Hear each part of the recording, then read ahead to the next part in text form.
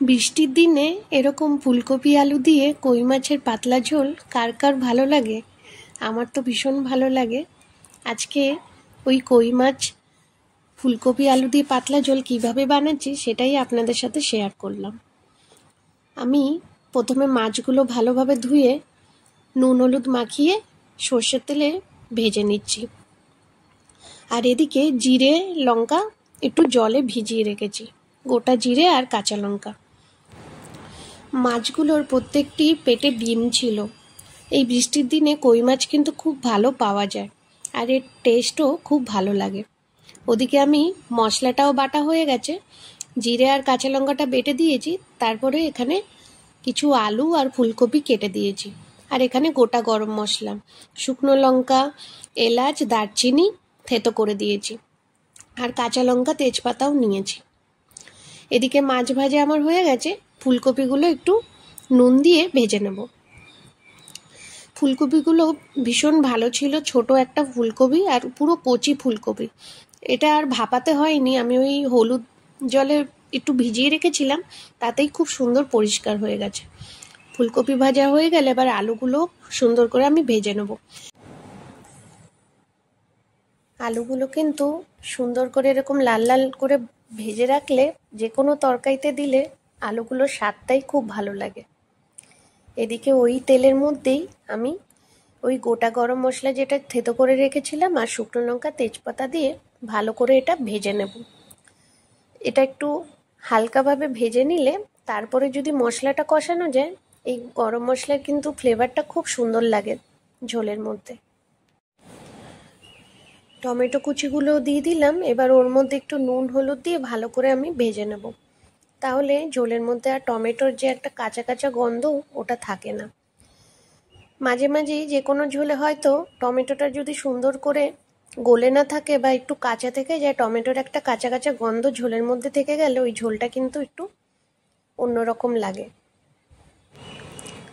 হয়ে গেছে টমেটোগুলো ভাজা ভাজা। এবার ওপর দিয়ে আমি ওই জিরে কাঁচা লঙ্কার বাটাটা দিয়ে দেব।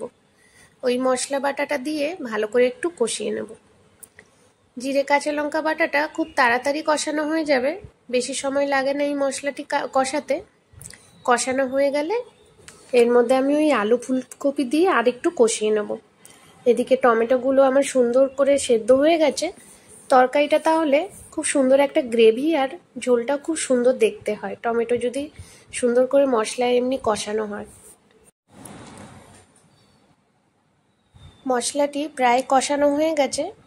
এবার ওর মধ্যে আমি ওই যে ভেজে রাখা আলু আর ফুলকপি দিয়ে আর একটু কষিয়ে নেব। এই জিরে বাটা দিয়ে পাতলা মাছের ঝোল কার কার ভালো লাগে আমাকে কমেন্ট করে জানিও, আমার ভীষণ ভালো লাগবে। তোমাদের থেকে যদি কিছু কমেন্ট পাই যে ঝোলটি আমার কেমন লাগলো বা মাছের ঝোলটা কেমন হয়েছিল। এবার ওই ফুলকপি আলুটা দিয়ে সুন্দর করে মশলাটা কষিয়ে নেব। ভালো করে মশলাগুলো কষানো হয়ে গেলে এবার আমি ওর মধ্যে যতটা পরিমাণে ঝোল রাখতে চাইবো তার থেকে আর একটু বেশি আমি এখানে উষ্ণ জল দিয়ে দেব।